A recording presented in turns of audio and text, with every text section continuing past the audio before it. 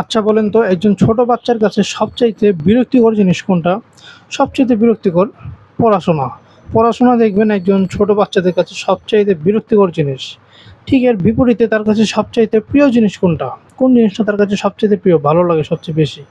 খেলাধুলা। খেলাধুলা বাচ্চাদের সবচাইতে প্রিয় জিনিস। বাচ্চাদেরকে আপনি সারাদিনও যদি খেলতে দেন তারপরে সে ক্লান্ত হবে না।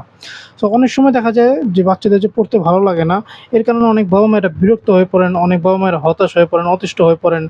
বাচ্চাদেরকে রাগ চাপ দিয়ে জোর করে পড়াতে চান।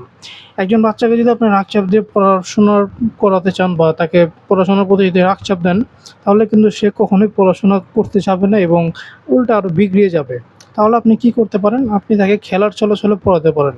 খেলার ছলে ছলে পড়ালে বাচ্চারা পড়াশোনার প্রতি আকৃষ্ট হবে। তার কাছে পড়াশোনা ভালো লাগবে, পড়াশোনা ইন্টারেস্টিং লাগবে। সো আপনি যেন বাচ্চাদেরকে খেলার ছলে ছলে পড়াতে পারেন তার জন্য আমরা একটি প্রাথমিক লার্নিং কম্পোসিট নিয়ে এসেছি, যেটার মাধ্যমে ছোট বাচ্চারা খেলতে খেলতে পড়তে পারবে। এটার ভিতরে প্রতিটা আইটেম দিয়ে বাচ্চারা ভিন্ন ভিন্ন এক্সপিরিয়েন্স পাবে। প্রতিটা শিক্ষণীয় জিনিস দেওয়া আছে। শিক্ষণীয় খেলনা দিয়ে খেলে বাচ্চাদের ক্রিয়েটিভিটি বাড়বে, পাশাপাশি তার পড়াশোনার প্রতি একটা ভালো ধারণা তৈরি হবে। সো চলেন ভিতরে কী কী আছে সেটা একবার দেখে নেই।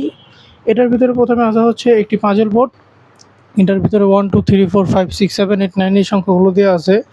সবগুলো সংখ্যাকে বের করে আবার একটা জায়গায় বসাতে হবে। এটা কিন্তু সহজে বসানো যাবে না, অনেক ট্রাই করে করে তারপরে বসাতে হবে। এতে করে বাচ্চাদের যে চিন্তা শক্তি, ধৈর্য শক্তি বৃদ্ধি পাবে।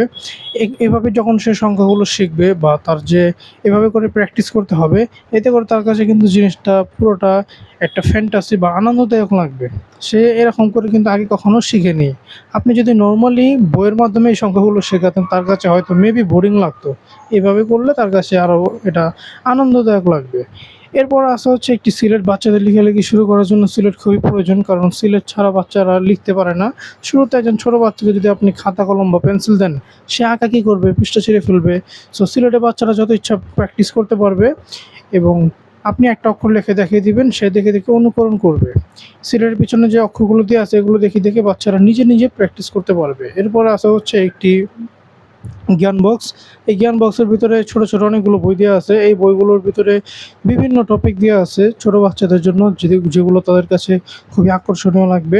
সাধারণত বড় বইগুলো বাচ্চাদের কাছে একদমই ভালো লাগে না, কারণ বড় বই দিলে মনে হয় তাকে জোর করে পড়ানো হবে, প্রেশার দেওয়া হবে, তাকে বকাঝকা দেওয়া হবে। সো এটা তার কাছে একদমই ভালো লাগে না। বাট আপনি যদি এই সেম জিনিসটাকে একটু ভিন্নভাবে নিয়ে যান তাহলে দেখবেন সে এটা গ্রহণ করবে।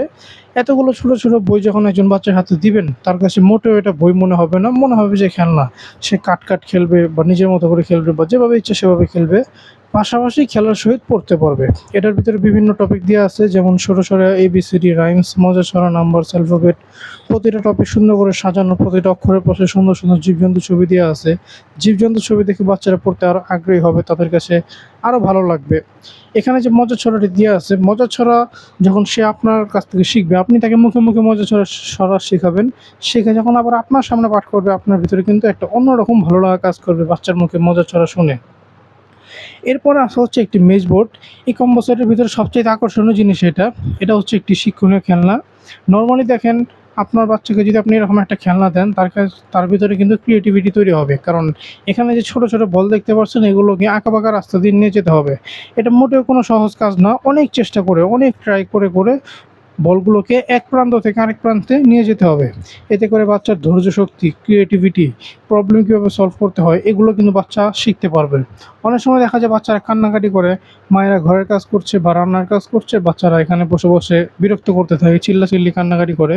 ওই সময় হাতে ধরিয়ে দেন, ধরিয়ে দিয়ে বলে দেন যে তুমি যদি এটা মিলাতে পারো তাহলে তোমাকে একটা মজা দিব, দেখবেন সে এটার ভিতরে মেতে থাকবে।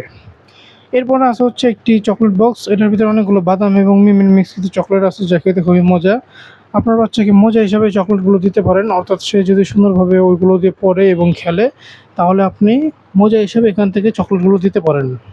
সো যদি আপনার বাচ্চাকে প্রাথমিক শিক্ষা খেলার চলাচলে দিতে চান এবং আপনার বাচ্চা যদি পড়াশোনা করতে বিরক্ত করে, আপনি তাকে জোর করে পড়াতে হয়, তাহলে আপনি জোর করে না পড়ে আপনি এইভাবে করে এগুলো দিয়ে এই স্টাইলে কিন্তু পড়াতে পারেন। সো এগুলো যদি আপনার বাচ্চার জন্য নিতে চান, নিচে দেওয়া সেন্ড মেসেজ বাটনে ক্লিক করে অর্ডার করতে পারেন।